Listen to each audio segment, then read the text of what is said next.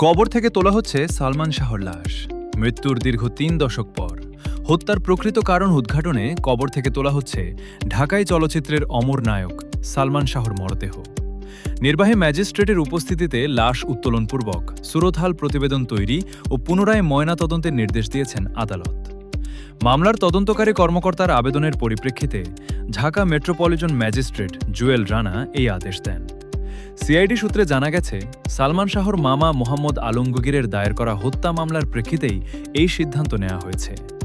মামলায় সালমান শাহর স্ত্রী সামিরা হক, বিতর্কিত শিল্পপতি আজিজ মোহাম্মদ ভাই এবং খলনায়ক ডন সহ ১১ জনকে আসামি করা হয়েছে। এজাহারে উল্লেখ করা হয়, ১৯৯৬ সালের ৬ সেপ্টেম্বর সালমান শাহর মৃত্যুর দিন তার গলায় দড়ির দাগ এবং মুখমণ্ডল ও পায়ে নীলচে দাগ দেখা গিয়েছিল। দীর্ঘ আইনি লড়াইয়ের পর গত ২০ অক্টোবর আদালত এটিকে অপমৃত্যু থেকে সরাসরি হত্যা মামলা হিসেবে গ্রহণের নির্দেশ দেন।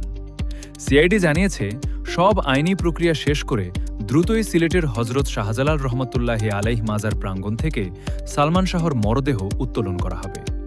বাঙালি সিনেমার এই রাজপুত্রের মৃত্যু আত্মহত্যা নাকি পরিকল্পিত হত্যাকাণ্ড? লাশ উত্তোলনের এই ঐতিহাসিক আদেশে কি তবে মিলবে সেই বহুকাঙ্ক্ষিত উত্তর?